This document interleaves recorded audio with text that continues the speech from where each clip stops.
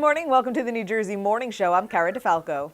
And I'm Mike Favetta. Thanks for joining us this morning. Cara, great to see you on this Thursday morning. You as well, my Got friend. a lot of stories, including the big one. New Jersey Senator Bob Menendez was found guilty on federal bribery charges. The state's senior senator was accused by federal prosecutors of selling access to his office by accepting bribes in cash, gold, and a Mercedes. He was charged with 16 counts of bribery, extortion, wire services fraud, obstruction of justice, and acting as an agent of a foreign government, and was convicted on all counts. And this morning, there is word that Senator Menendez may resign. And of course, joining us now to discuss it all is host of New Jersey Politics, Laura Jones. Laura, welcome to the show. We're always happy to have you on. Oh, so good to see you both. Laura, what's the very latest going on now with Senator Menendez? Well, as far as his resignation status, that remains unclear because there are some conflicting reports coming out about that. NBC News initially reported that Menendez had told allies that he would resign from Congress after being convicted on those corruption charges. However, Menendez quickly denied the report in an interview with CBS News, stating he has no plans to resign. The senator was found guilty on 16 charges, federal charges, including accepting bribes and acting as an overseas agent for Egypt, despite mounting pressure from prominent Democrats, including Senate Majority Leader Chuck Schumer and fellow New Jersey Senator Cory Booker. Menendez is remaining defiant. Classic Bob Menendez. He has vowed to appeal the verdict. He is maintaining his innocence and his patriotism. Right after he was convicted, he came out and he looked at reporters and he said, "I have never betrayed my oath of office." Now, if Menendez refuses to step down, which it looks like he may be refusing at this point to step down, Democrats are contemplating an expulsion effort, which will require a 2/3 vote majority in the Senate. That hasn't happened since the Civil War. So that's where we stand now. Wow, that's really something. So there are a lot of people calling for Menendez to resign, including those in his party, Laura. Yeah. So, Mike, he is facing intense pressure to step down after being found guilty again of 16 charges, not just Republicans. It's coming from Democrats. As I mentioned, the Senate Majority Leader, Chuck Schumer, also Cory Booker. We've got Phil Murphy stepping in. In all, I believe there are about 30 senators who have called on the senator to step down, and they're urging him to quit. Interesting little tidbit of history here, especially as it relates to New Jersey. The last time a New Jersey senator faced an expulsion was back in 1982. That's when Harrison Williams got caught up in the Abscan scandal, right? So he actually resigned before the Senate could vote on expelling him. But again, the Senate hasn't voted to expel anybody since the Civil War. Another interesting tidbit here, you don't technically have to quit or resign, even if you've been convicted and are in prison. So he would be barred from future office, but not current office. So he can still run for re-election, right? It's the new office that he could not run for. But again, that pressure is mounting. Some Democrats are talking about trying to expel him if he wouldn't go willingly. Also, when you look back to when Bob Torricelli was facing pressure for accepting gold watches and that grandfather clock back in the early 2000s, the Senate censured him. He eventually dropped out of the race for U.S. Senate. Frank Lautenberg replaced him. So again, the Senate doesn't take this lightly. Voting to expel, usually it's something for treason. Acting as a foreign agent is not the same as treason, right? Because what Bob Menendez did as a foreign agent, according to the prosecutors, is he put another country's interests above our country's interest. It wasn't like selling the nuclear secrets to somebody. So so this isn't qualify as treason. Where back in the Civil War, I believe there have been 15 people expelled, and a lot of it I think 14 of the people expelled had to do with supporting the Confederacy, deemed as treason. So interesting history here about what the Senate is facing. So I don't think they want to have to expel him because, again, the rules of the Senate. Can you imagine being in prison and you don't have to resign your seat? That's interesting. Yeah, it's interesting to say the very least, and it is interesting history there as well. Speaking of being in prison, is Menendez facing serious time based on these charges? Yeah, Cara, let's talk about what Menendez is actually facing. He is facing some serious jail time after being found guilty on all of those federal charges. So technically, he could face up to 220 years in prison Oof. because there's a maximum sentence of 20 years per count. But he's 70 years old. He's not likely to get the maximum sentence, or they could make them run, all one on top of each other. Consecutively. Yeah, exactly. Experts, though, they're saying it's likely he would get 10 to 20 years behind bars because this is his first offense. Not his first time he's gone to trial, first time he's been convicted.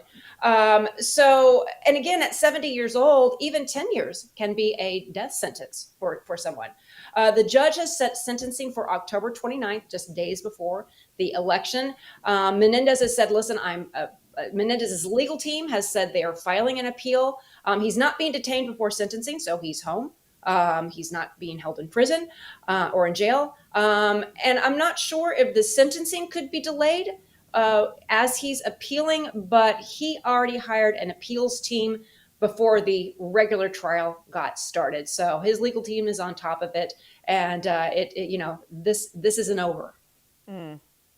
Wow. Laura, what impact do you think his conviction will have on the election? I mean, whether he's convicted or whether he gets prison time, or depending on whatever the sentence may be. Right, because remember, he's still running as an independent. And he has, I believe, until August 16th to make a decision on if he's going to stay in the race. So he's running as an independent, so he doesn't have a Democratic machine pressuring him to get out. But this is certainly, to say the least, to say it's a major blow to his campaign, it's an understatement. Even though he is running as an independent now, voters, they can be unforgiving when it comes to corruption charges. And honestly, because there are so many other huge stories grabbing the headlines, right? Donald Trump is a convicted felon now as well.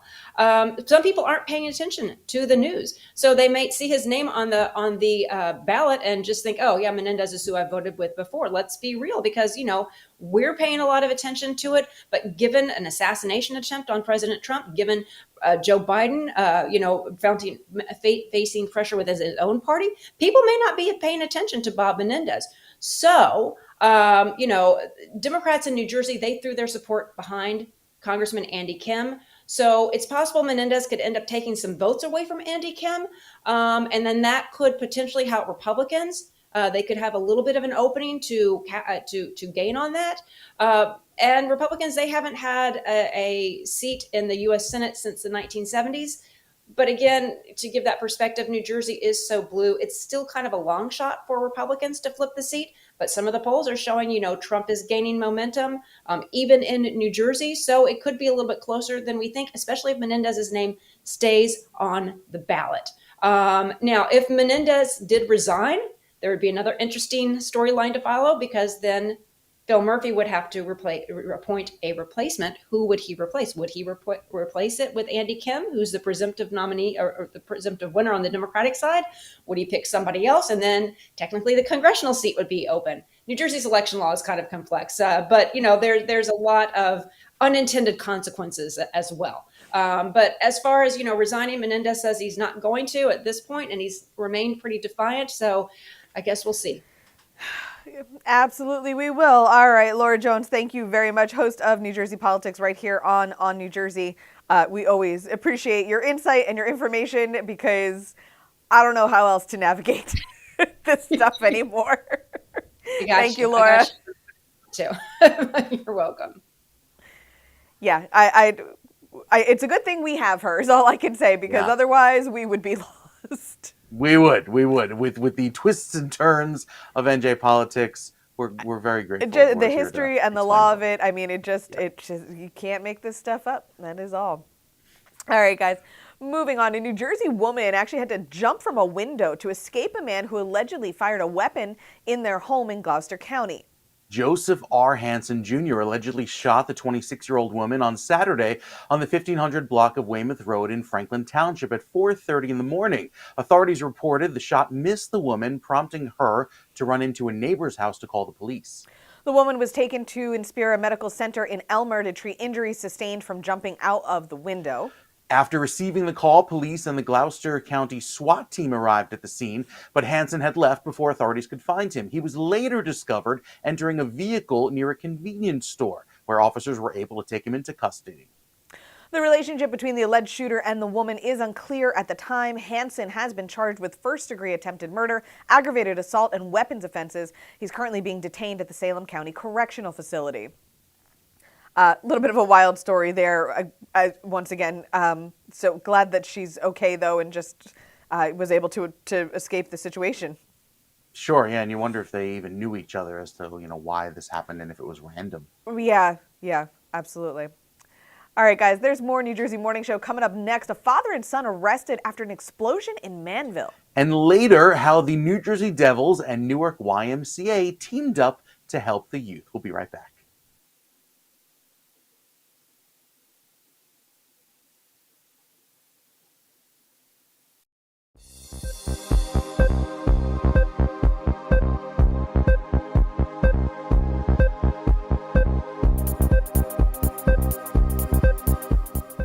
Good morning. Welcome back to the New Jersey Morning Show. I'm Cara Falco along with Mike Favetta.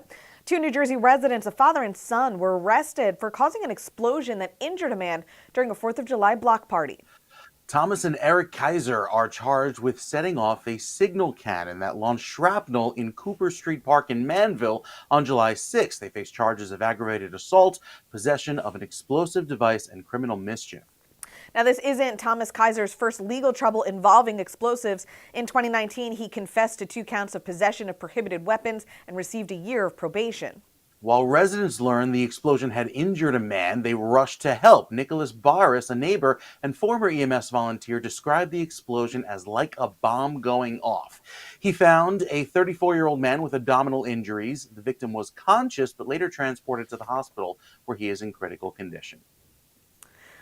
And changing gears here a bit, the New Jersey Devils, Prudential Center, the Newark YMCA, and IKEA are hosting a ribbon cutting for the official opening of the newly renovated Youth Emergency Services, otherwise known as YES program, at the YMCA of Newark and vicinity. Here to tell us more about that is President and CEO of the Newark YMCA, Michael Bright. Good morning. Welcome to the show. Good morning. Thanks for having me. Michael, great for you to be here this morning with us. So tell us, what are some of the renovations in the Youth Emergency Services shelter in Newark? Yes, so thanks to the collaboration, we were able to basically update an aging facility. We have new floors, new appliances, bookshelves, lounge furniture, televisions, things for the kids to basically continue to use our space as their home. I love that. And how has the collaboration with all of these great companies impacted the YMCA of Newark and vicinity? It's significantly impacted us. One, having these companies elevate the work that we do so other people know that the great work that we're doing, but also as a not-for-profit, not having a lot of funds laying around, it helps us speed up much needed renovations like this. So it takes a burden off our shoulders, but it also allows us to make sure that people in the community know the great work that we're doing. Yeah, and that's why we have you on the show this morning, to spread that good news. So how would this newly refurbished space impact Newark's youth? So just so that everyone's aware, the youth that come here are homeless. They're removed from the house for some reason. For them, parents, someone just gave up on them, counted them out. Our motto is, we don't count you out. So when they come in at their lowest point, most likely, we want to make sure they come into a safe, comfortable environment, something they don't have to worry about that's going to be on their mind. So we want to take that away from them so we can focus on that transition. They have about 30 days to find a more permanent home. So we want to make sure for those 30 days they're with us, they're at a home. It's just so critical. Why is it important for the YMCA of Newark to provide this YES program? The kids that come to us, people have given up on them. And, if we're not here, who's going to be here for them?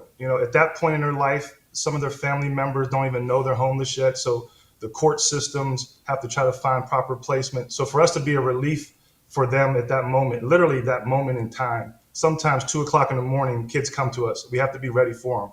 So, that's just a burden, one less burden that they have to think about by us being here and being ready. And there's no day that we don't have, kids in our program. 365 days a year, the kids are here counting on us to be their home. Yeah, it sounds like outstanding work that you and your team do. Michael, where can we get more information and find out more, even to donate? Yeah, thank you. So obviously you could just call us directly, 973-624-8900. Someone from our help desk would be able to direct the caller to the right department. Or you can visit us at newarkymca.org on Facebook and other social media.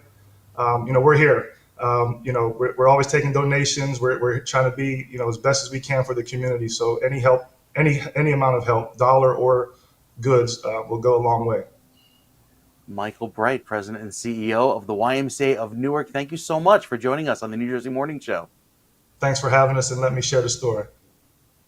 You bet. Absolutely. Incredible work. And it's something you don't think about. We know the Y, provides, a safe space, possibly after school, some additional programs for kids, but you don't often think of children being homeless and having to bring themselves someplace and say, hey, Yeah. I need a bed to sleep in. I need to take a shower. It is critical, and the fact that they can do that 24/7 is really remarkable, especially in an inner city setting like that. Absolutely. Absolutely. Incredible work. Coming up, New Jersey mourns the loss of an esteemed official. And later, a new tool to predict floods. We'll tell you all about it.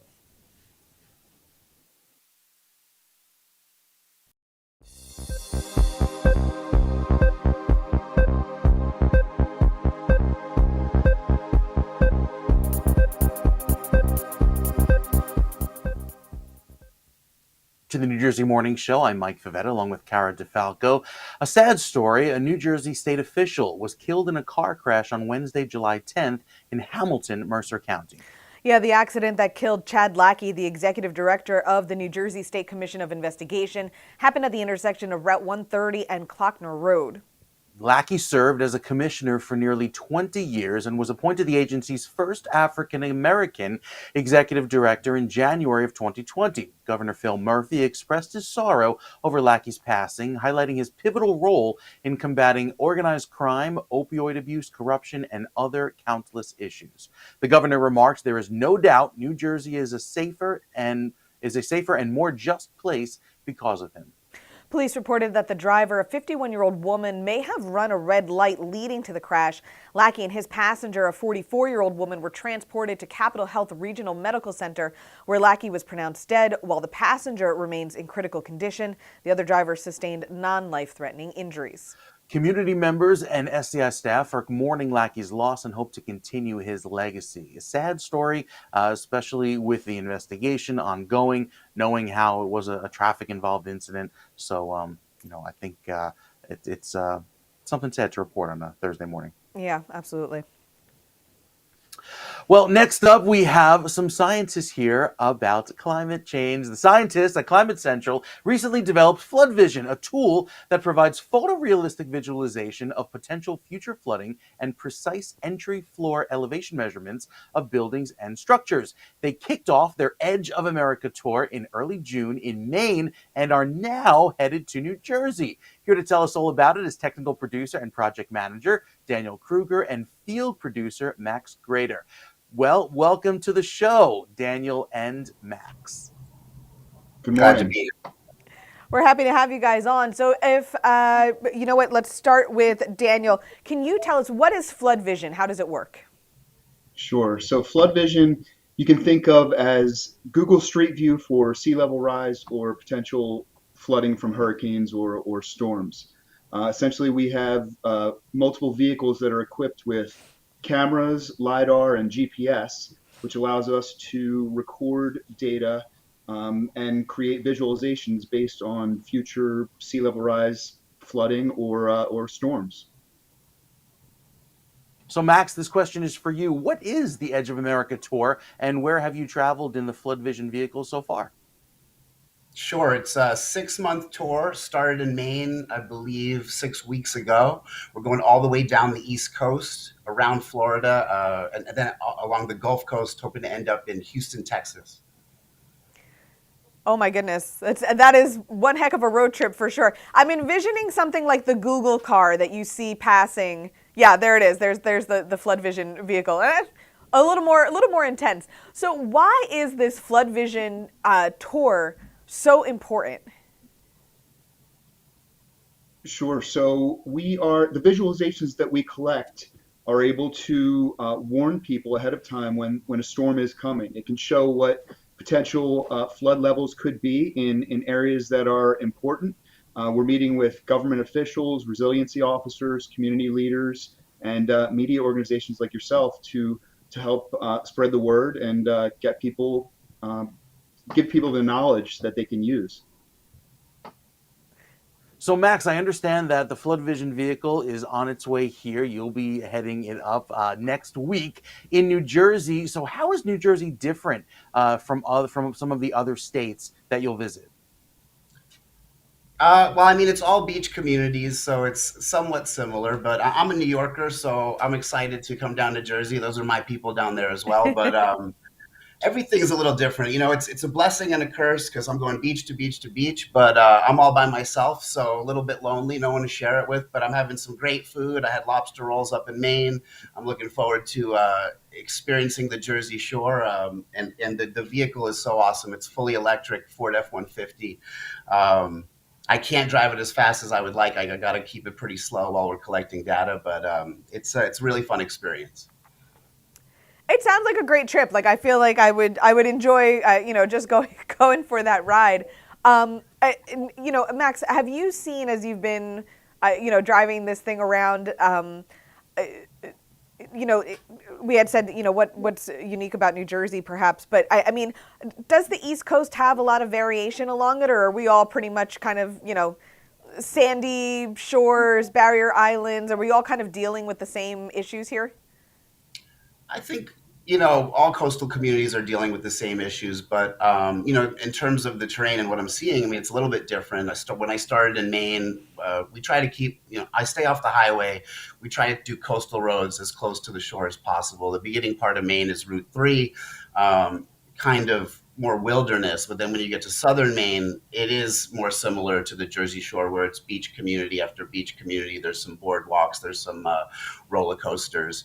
I'm in New York now, which is a totally different beast, right? So just going around the perimeter of Brooklyn and Queens is a little more treacherous in a huge truck, lots of traffic. But I mean, we're all facing the same, issues when it comes to climate change and sea level rise. Yeah, absolutely. I don't think anybody here will forget Superstorm Sandy anytime soon. Certainly not down at the Jersey Shore. Daniel, where can we go to find more information and to see the data that you're collecting?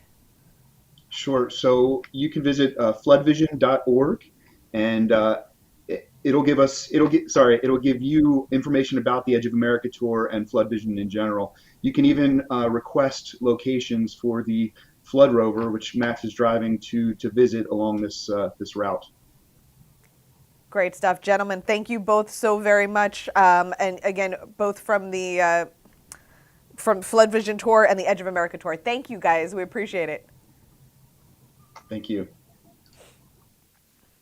Mike, how much you want to be on that tour? I know you do. Oh, it sounds like really. It sounds like a great data collection experience, right? Because she's right. You're not like going to the beach and enjoying an afternoon in the sun. He's actually working and driving around and trying to see where the next storm's floodwaters will rise and up to one point. And you have to do that on the ground and, surveying with that special vehicle and all its equipment. So I've seen some of the visualizations of how it looks in some areas, and it's kind of daunting. Very similar to what happened with Sandy, and this kind of gives an idea of, with sea level rise, how that will worsen the flooding along those beach communities. And you know what? I'll tell you what what it made me think of was, and I'm curious if maybe this is their next step, is are they going to do rivers as well? Because I'm just thinking of Sandy, not only Sandy but Irene, and how badly a lot of the rivers flooded. And I was like, I wonder if they're going to, kind of map that out next. Yeah, I think it is part of the long-term plan of showing how we know Manville, places in Mountain Brook, areas along the Raritan that flood so easily. We even had some heavy rain last night that flooding. Even though this is more toward sea level rise, I'm sure down the road there are eventually plans to include the river flooding, since it has become such a big problem here in New Jersey after big soaking rains and flooding rain events. Absolutely. So coming up, a great new vegan shop that's sweet for everyone to enjoy. That's next.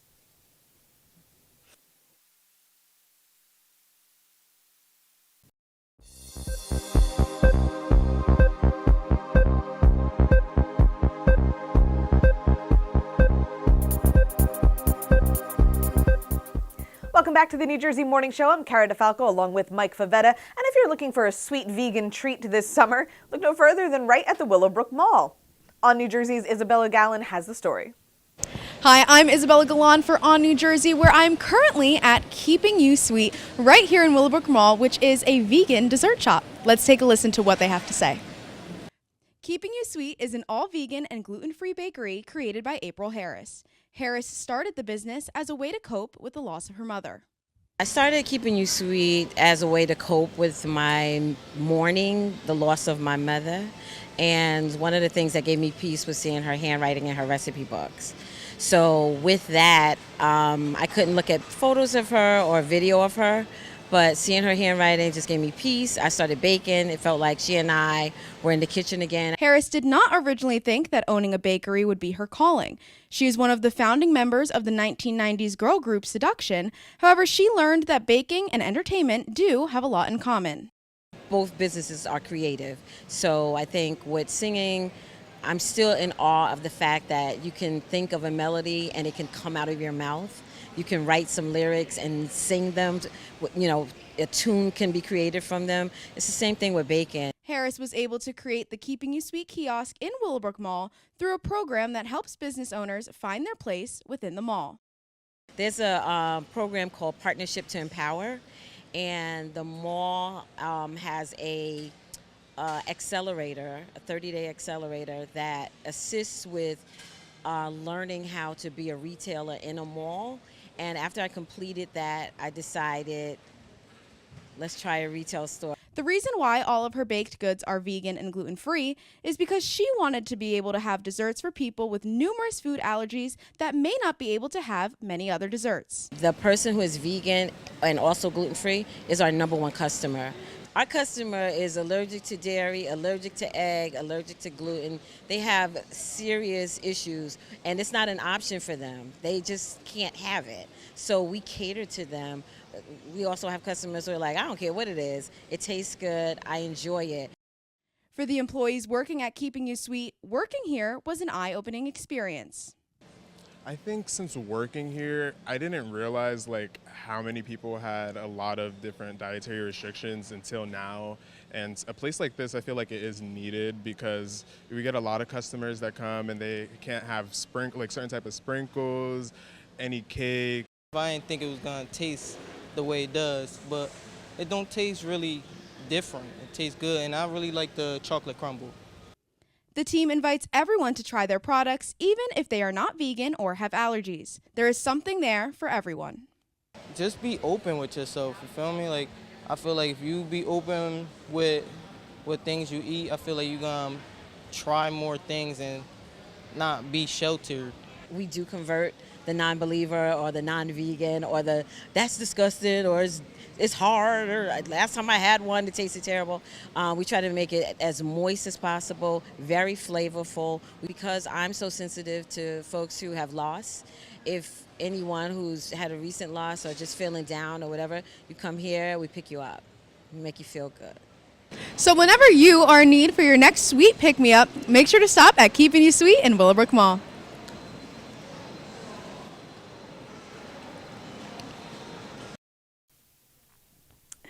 Very sweet, very cute story. And you'd be surprised. Vegan baked goods done well are very good, and you would not know the difference.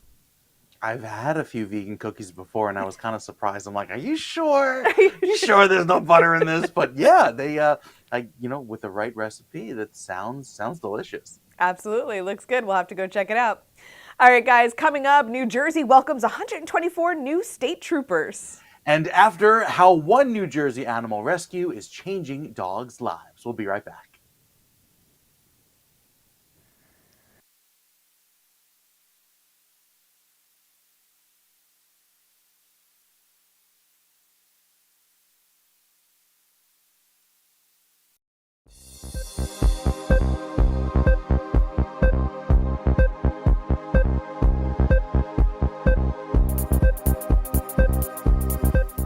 Good morning and welcome back to the New Jersey Morning Show. I'm Mike Favetta along with Cara Falco. On July 12th, New Jersey State Police Superintendent Colonel Pat Callahan and New Jersey Attorney General Matt Plotkin presented badges to the latest class of state troopers at Monmouth University in West Long Branch. The 166th New Jersey State Police class includes 121 men and 3 women.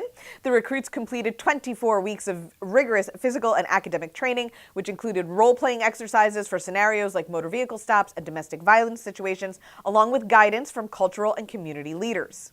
Upon graduation, the new troopers receive their assignments and are eager to start their careers. Governor Murphy praised the class, stating, quote, "Joining our state troopers is a noble act that requires dedication and sacrifice." He looks forward to their professional growth as they serve their New Jersey communities. And Attorney General Plotkin also congratulated the class, highlighting their commitment to service. He noted the diversity among the recruits, mentioning that many are children of immigrants or first-generation Americans, yet they have united for a common goal, ensuring the safety of their communities. We always love to see this. The state troopers here in Jersey are some of the best, and it's always nice to see a healthy class coming up and into the service there. That's right. Especially, we really support them. Great job. Absolutely. All right, guys, this summer at the Jersey Shore may have just become a little bit more interesting, maybe a little scary. On July 14th, Pearson's Pursuit Inshore Fishing ventured out to Sea Isle Ridge, it's about 22 miles from Atlantic City, in search of bonito or mackerel action, only to stumble upon a potential shark sighting. Wow, look at that fin in the water. Fishermen reported seeing a shark, with one claiming the biggest shark of his life is what he saw. They estimated the shark to be about 15 feet long and captured those images you see right there of the dorsal fin of the creature just above the waterline. Okay, so it has not been confirmed whether the sighting was in fact a shark, but OSearch, an organization that tracks great white sharks, noted that they have not identified a great white along the Jersey coast in some time. I don't know, it looks like a white shark to me. Fox 29 Philadelphia suggested the sighting could have been a basking shark, which, to ease your concerns, is harmless to humans, although it is the second largest shark species alive today. It looks massive. Look at that thing. That's a large creature regardless of what it is, and I don't know that I want to be in the water with it. I guess without the, seeing the jaws, can really tell if it in fact was. That I feel like, great white. do people of our generation just automatically hear that theme whenever you see that photo of that dorsal fin? Like there's nothing else goes through your head, right?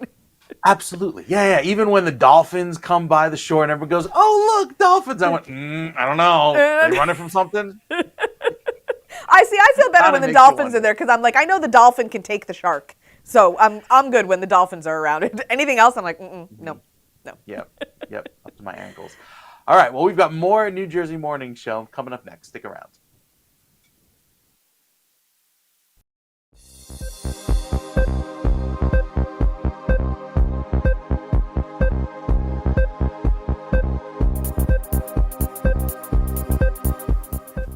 Welcome back to the New Jersey Morning Show. I'm Cara Falco along with Mike Favetta. And Home for Good Dog Rescue is a dedicated nonprofit based in Berkeley Heights. And they're tackling a national issue, overcrowded animal shelters, with a distinctly New Jersey solution. And here to tell us more about that is volunteer representative Liz Mundelli. Liz, good morning and welcome to the show.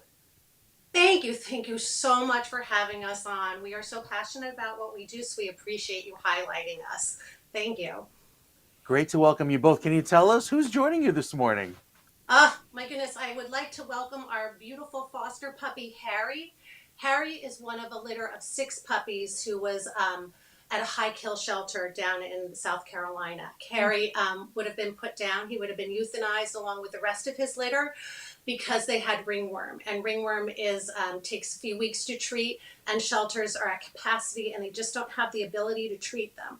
But we are so grateful because the people from Home for Good Dogs, the folks down there at our Aiken facility, our Almost Home Wellness Center, stepped in. They rescued Harry and his entire litter, and now they are living in loving New Jersey foster homes until they find their forever homes, and we are so grateful. So that sounds like your mission is bringing these dogs to New Jersey. What kind of work do you do with that specifically?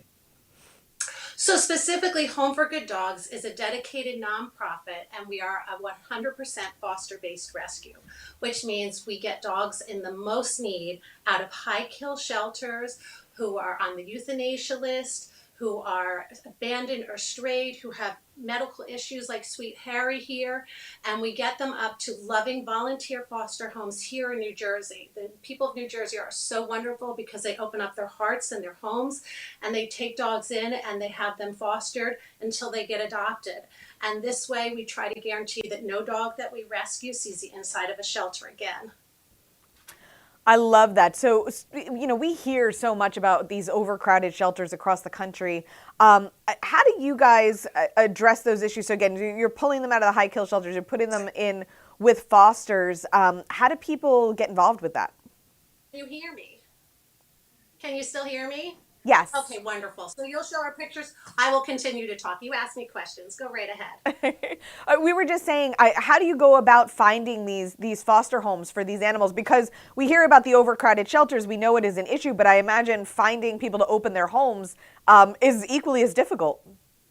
So we are so lucky. We have a dedicated, wonderful group of volunteers up here in New Jersey. The New Jerseyans are great about opening their heart and homes to fosters.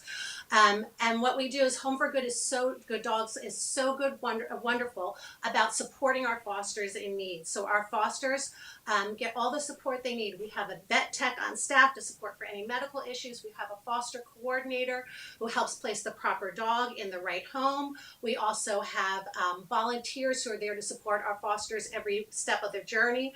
And fostering, we love to tell our folks out there, fostering is really easy and it's flexible and it's free. So the folks at Home for Good Dog Rescue here in Berkeley Heights, they will provide our owners with any fosters with anything they need: crates, food, bowls, toys, all the equipment that they'll need to bring a pup home. Their only job is to provide the love and the care and a loving home. We also tell our fosters who are thinking about it that it's flexible. We have fosters. We love our fosters who see our pups through from their transport, their freedom ride up here to New Jersey until they're adopted. But we also have fosters who foster just during the week because they like their weekends free. We have fosters who foster just on weekends because they work during the week. We even have overnight fosters. So we love to say there's room at the foster table for everybody. And we would love extra fosters because the more fosters we have, the more special lives we can save. The Freedom Ride. That's a great, great line. Liz, tell us, where can folks learn more information if they want to get involved and maybe become a foster? Oh, wonderful. We do. We really love our volunteers. The volunteers are our backbone of our organization. So if you're interested in fostering, but we also have other volunteer opportunities. We have transport days where the pups arrive up. We give them a VIP treatment, blow dry, bubble bath, nail trim. We have adoption events. We have outreach events where we go into the community and spread the word about what we do. You can go to our website, homeforgooddogrescue.org. This is where you'll find a wealth of information. You can find out about adopting, fostering, volunteers, our special events that we host. We will be at PetSmart in Millburn, New Jersey this weekend. We're partnering with them for an adoption event. And we will be at Wonder Dog Studios soon in Summit, New Jersey. We partner with them as well. That sounds great. Liz Mondelli, thank you so much for joining us. Hopefully you have many, many more volunteers on the horizon. Thanks for coming on the New Jersey Morning Show. We appreciate it. Thank you so much for highlighting our beautiful dogs. Have a wonderful day. You too. Look at those puppies. They're so cute. And I know you and I are both pet parents, and I would be I'm this close to being the crazy dog lady. I mean, if I could get 6 of them, I would. Yeah, they are fantastic. Man's best. They're just the best people. I'm sorry they are. Well, next we have Grammy Award-winning pianist and West Orange resident and director of jazz studies at William Patterson University, Bill Charlap. He can be heard live in concert at the Smoke Jazz Club this weekend. Bill, welcome to the show. Thank you very much for having me here. I'm delighted to be here with both of you. So, Bill, you're currently in the middle of this concert series that's happening now through Sunday night at Manhattan Smoke Jazz Club. How's it going so far, and what can audiences expect to hear? Everything's going great. It's an intimate club. However, they've brought in what's called a concert grand piano, a 9-foot piano. It's the cream of the crop, the Cadillac of pianos, a Steinway piano, and it's a very beautiful, opulent, comfortable club in New York City on 106th Street and Broadway called Smoke, and I'm having a ball just playing the songs that I love. Wow, that sounds incredible. Now, normally you are recognized for performing in a trio, but in this series you are performing solo. We have some video here of that trio right now. What are the major differences, and do you prefer one format over the other? No, they're very different. It's just a different way of expressing yourself, different demands that are placed on the artist when you're playing solo or if you're playing trio. But all of the time, it's about telling a story, and it's about listening. If not listening to the players that you're playing with, listening to the space around the music that tells you what to play next. That's so interesting, and I love the intuitive nature of anything creative. And you, sir, you have actually won a Grammy Award in 2016 for Best Traditional Pop Vocal Album for your recording with Tony Bennett. Can you tell us a little bit about that album and what it was like to work with Mr. Bennett? Well, Tony Bennett was one of my best friends for many, many years, and of course, he was a genius interpreter of American popular song, an iconic figure in every way. Recording that record was a great pleasure and one of the nicest times I ever had in the recording studio. It was all Jerome Kern's songs, and Jerome Kern is the angel at the top of the tree of American popular songwriters. All the great writers looked to Kern for what was possible.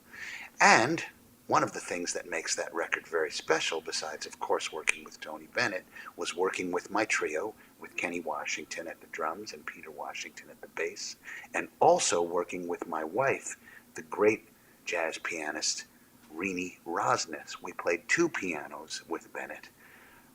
Tony said to me, "Would you like it to be with the trio, or should we do it in duo with 2 pianos with Rini, or should we do it as a duet with just you and me?" And I said, let's do all 3 of them, because it will give different orchestrations, different colors, and it will make it very unique, and it will still be familial and connected. Wow, that really sounds incredible to have that experience with Tony Bennett. So you are also the director of jazz studies at William Patterson University. What is that experience like, and how does it affect your own performances? Oh, it is paramount in my life. First of all, the Jazz Studies program at William Patterson University is one of the great jazz studies programs in the entire world, and has been that way for 40 years.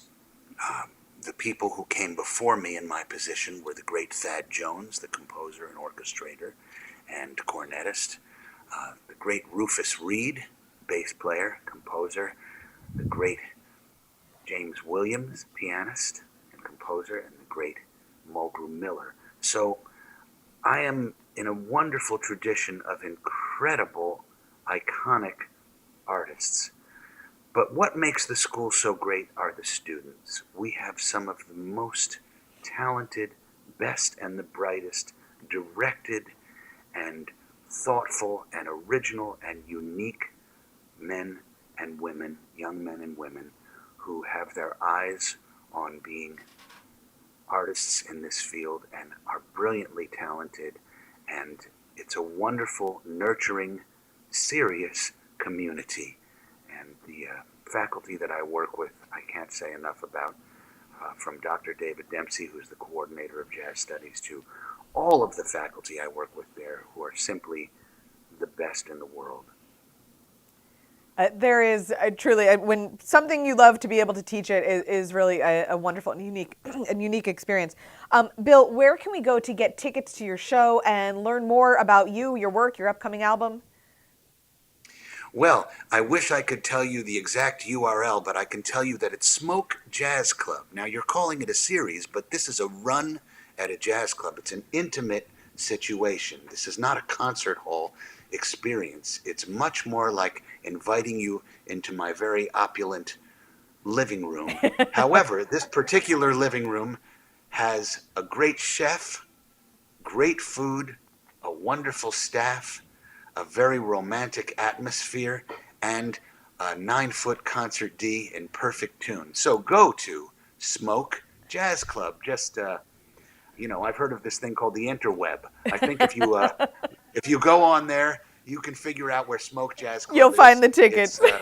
You'll find the tickets. And in terms of upcoming performances, well, I have a new album that's called And Then Again. It features my long-standing trio. We've been together for almost 30 years, Kenny Washington and Peter Washington and myself. And it's a live record, our second live record from the Village Vanguard, one of the premier jazz clubs in the world, as is Smoke Jazz Club.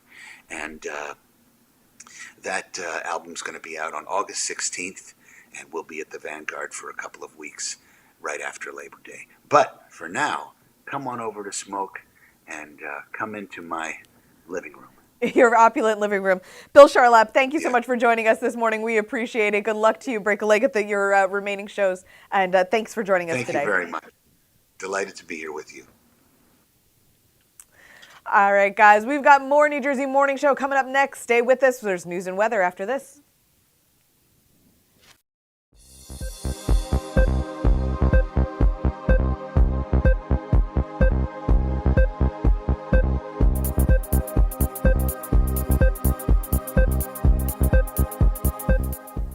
Back to the New Jersey Morning Show. I'm Cara Falco along with Mike Favetta. The Republican convention is in full swing in Milwaukee, and 12 New Jersey delegates are there to cast their vote and help choose the Republican nominee. Take a look. Madam Secretary, we should all be thankful right now that we are able to cast our votes for President Donald J. Trump after what took place on Saturday. So the state of New Jersey is extremely proud to cast all of its delegate votes for the 45th and soon to be 47th President of these United States, President Donald J. Trump. That was Senator Mike Testa announcing New Jersey's delegate votes for former President Donald Trump. Senator Testa now joins us on the phone from the Republican National Convention in Milwaukee. Good morning, Senator. Good morning. How are you? It's great to be on your show. We're so happy you could join us. Thank you again. What was the feeling to be able to speak on the convention floor? It was absolutely phenomenal. It was certainly a once-in-a-lifetime opportunity, one that'll be in my history book for sure. I was at the convention in 2016. The feeling was really electric there, but I have to tell you, I think that the energy in the room, the overall feeling, and of course the fact that I was able to be so honored to deliver those delegate votes and give that speech from the RNC floor makes this one just extra special. Now, Senator, for those who don't follow politics closely, what is the job of a delegate? Well, the job of the delegate, I actually had a little bit more of a job, platform committee, so I actually had to fly out here a week prior to work on the platform prior to the RNC, obviously the main convention. A delegate is supposed to be there if there are any issues that need to be debated. I can tell you in 2016, it wasn't necessarily as smooth as this convention is, and I'm really happy to say that this convention is showing a united party. But delegates work on platform committee, rules committee, and obviously if there are more than one state typically that usually has a problem with either the platform or the rules, there's very healthy debate there. It's a very, very democratic process, and that is the job of the delegate. Is not just some title. At least it's not supposed to be just some title that someone wears and gets to come to the convention and sit in a nice seat. You know what? And that's so interesting because we see these speeches on TV, we get the sound bites, but what else goes on during the week that, perhaps the average voter doesn't get to see? Well, I think the meat and potatoes of the convention really happens, in the week prior when you're working on a platform committee. And this was my first time ever working on one of the committees for the convention. That's where I think the real work is put in. Obviously, when I was on the platform committee last week, we didn't even know who our vice president candidate was until a few days ago. And we got to hear our vice president our next vice president speak last night. He delivered a wonderful speech and was introduced by his wife. But again, I think for most people watching and understanding, there's so much that goes into having a massive convention of all 50 states and our territories. I mean, on the platform committee, I made friends with a gentleman from Saipan, which is the Northern Mariana Islands. I mean, it's really interesting, the connections that can be made via but also the hard work that goes into making this convention look like it runs so smoothly. So, Senator, what is the mood there, and how are people you've spoken to feeling about the election? I think people are really excited for a change. There's even a number of individuals that I've been focused on that have said, I was a Democrat for so many years. I don't know what happened to the Democrat Party. They've taken such a radical left turn. And President Trump's policies, even though he was harshly criticized for them, have all been vindicated. We need a much safer United States. Obviously, the border is the number one issue, I think, on everyone's minds, and how so many states have become border states. The economy is certainly on everyone's mind. I'm the chairman of the Manufacturing Caucus, so I've taken a little bit of time, walking around both Madison and Milwaukee, because we're kind of positioned pretty far away as the New Jersey delegation, but particularly Milwaukee, and how they embrace their manufacturing culture and how their city was built.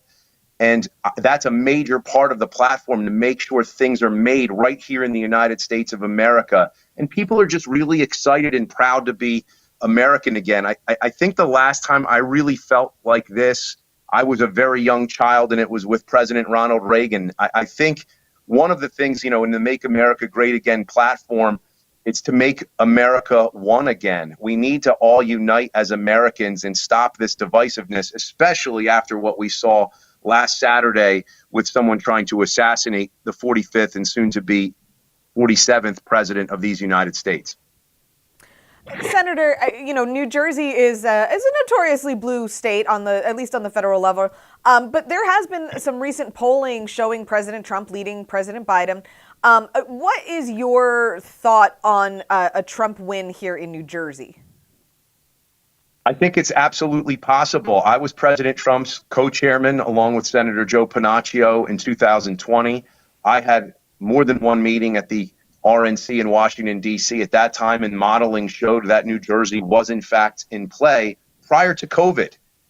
And I think absolutely in 2024, President Donald J. Trump can win New Jersey. People know him in New Jersey. He has invested heavily in his companies here in New Jersey. He has invested heavily in his golf courses here in the state of New Jersey. He's a known commodity. And I think that people are sick and tired of the Biden policies absolutely being utter disgraceful failures time and again. And yet on the television, we're told how great they're working. People have seen through the hypocrisy. They have seen through the utter lies. Senator, one more question before we let you go. What kind of message do you think the convention is sending New Jersey voters? I think it's sending the message that it is okay. In fact, if you haven't traditionally been a fan of President Donald J. Trump, that it's okay to vote for him. I loved the speech given by Nikki Haley the other night. It was a fantastic speech.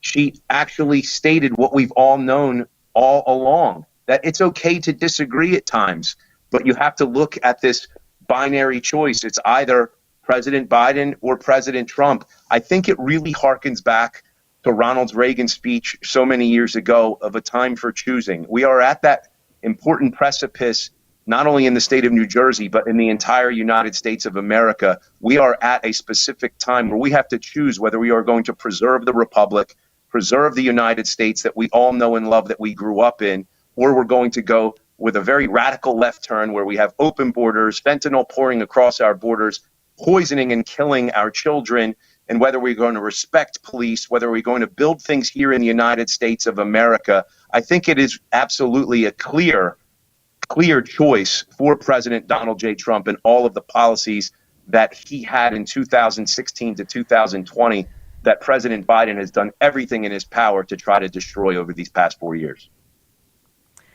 All right, Senator Mike Testa, thank you so much for your time today from the Republican National Convention out there in Milwaukee.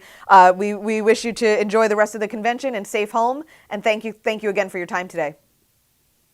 Thank you so much. I can't wait to come back to the great state, the Garden State, the state of New Jersey tomorrow. But in the meantime, I'm going to watch President Donald J. Trump accept his nomination this evening, and I'm very excited. All right, Senator, thank you again. Thank you. Bye-bye now. All right, guys, that does it for us today on the New Jersey Morning Show. Stay tuned. There's more news and weather after this.